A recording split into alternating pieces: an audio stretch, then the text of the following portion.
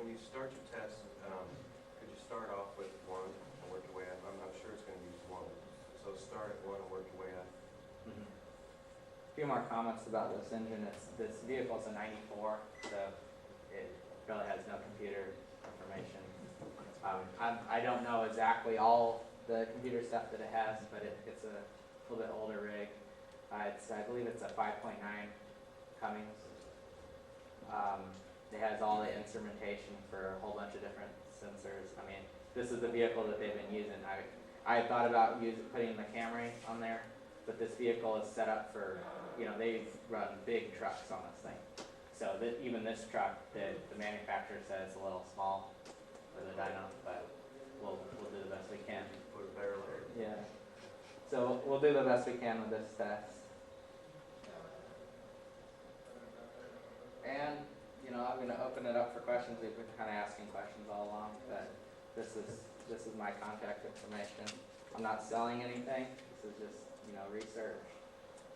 Jacob, I'm still questioning the MFW rate. Okay. 676 milliliters in 1 minute. Right. And you had 100 watts going in. Right. That's 6.76 milliliters per minute per watt. 6.76.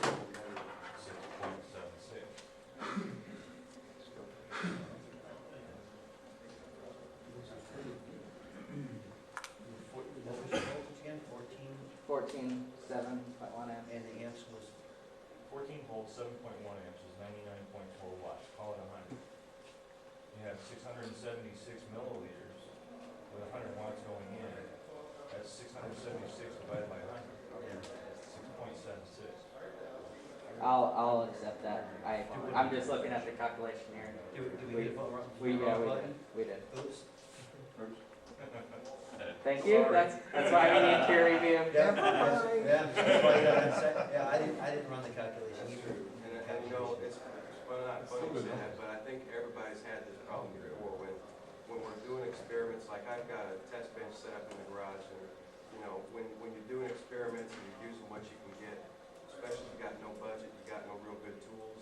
What was the first? We did 2 MMW tests. What was the first number? Because we got 7.5 the first time. So those numbers, you can check that. You want to check those? Make sure we got them right. So Because that's even the so, last. even if it's only 6 and some change, that's still really good. The comments I'm going to make on this is basically anytime you're doing a data, run it twice, run it 3 times. It helps to have a We second did a quick test and we wrote down the numbers. So was it 7.5 amps? That was Set up okay. a verified Excel sheet, do it in the Excel sheet. This was the MMW we were writing down.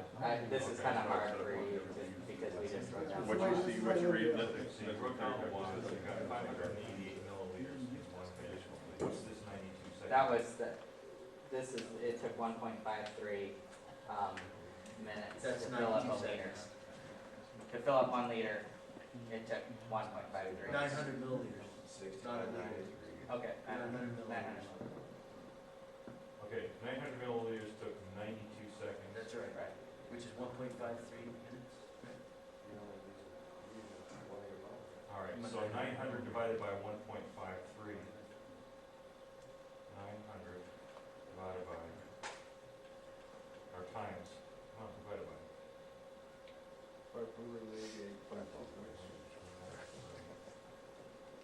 Okay, so that's right, 588 milliliters per minute divided by 79 watts is 7.44 Yeah. MW. That's what we got first. So we must have it Now, wrong. I'm going to do some more tests, because I didn't Well, write right down that the rate, whole- we're 6.7 MMW. Right. And that's basically a dual 7-cell unit, which is pretty much the same thing as the base which I posted to 7.7 MMW. One thing that we've noticed against our flow bench, at least with ammeter testing, the clamp-on ammeters, we've seen a few of them already that read too low compared to more accurate metering.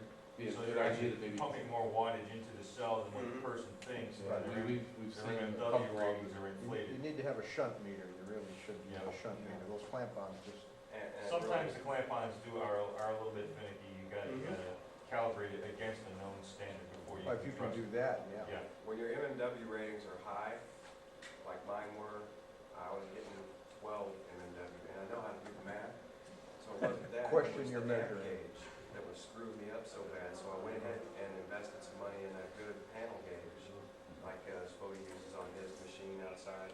And those needles sweep very accurately, and as long as it's a shunt gauge, right, they're pretty accurate, so. within a percent or so. Yeah. No, I recommend So when I using, did that- the shunts, because they are much more. My accurate. MMW went from 12.5 to 7.5 or something. Which is, yeah, about. Which yeah. was fell into our 8 max, whatever it is, 8, what's our maximum MMW with that formula?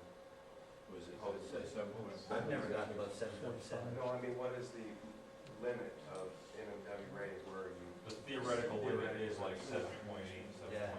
That's right at the. That's 100% efficient Right, at that. right. I thought it was over 8, but, No. so when you get something above 7, you really need to question your Yeah. meter. Right. And I had never gotten any readings that high before, because I hadn't been playing with my cells too much. The one that I posted on video where I did the calculation in the video, so there's no error in the calculation, but I do concede that it's possible that one meter could be in the error. Yeah, Because I know the calculation is right, but not like this one time where we had, obviously had a calculation mishap. Well, I like, have run yeah, nine like up Kim and I, there. we've gone to the digital to where we know hundredths of a liter per second, but in the temperature and pressure, so we no longer have to look at the bouncing ball and see it's kind of there, or how long did it take for the thing to tip over, and we wanted to actually know the mass density of the gas, what we were actually getting out, and we had renamed it to depressor meter because Yeah, what we it's were not as actually high as seeing. you think. Oh, we're getting good. Oh, no, it's not good. You know, so the mathematics comes closer to being able to do a direct information for the cubic displacement of the motor and the amount of power that you want to transfer that number to. So if you know that you're using a very large motor, if you know the actual increment of gas, the mathematics get a lot closer in that instead of, whoa, yeah, I've got all this. No, I really don't have all this. And you can get the percentage ratio even closer because I believe it was, you guys had one that was 10 or 14% that went in, and there's another gentleman here had a 16% that went in, and another one that was 20% that went in.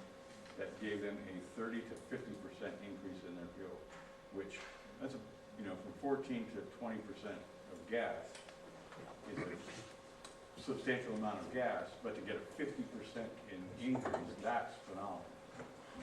I'd like to know how many, we're all HHO people here right now, right? And we all have systems installed on vehicles, and we all do mileage tests, which we're just filling up the tank and finding out what our mileage is. But what I'd like to know is, what do we have on average? Anybody got numbers that they use that they find every day on their mileage, like increases in mileage? Everybody makes mistakes. Me personally, my van gets around 35% on the highway, 30 to 35% increased fuel economy consistently. If I'm in the city, I'm going to get 18 and a half miles to the gallon. The van's rated at 15, and it gets 15 with nothing, nothing installed. But with just hydrogen, I can get 30% increase. I'll run 19 to 20 on the highway.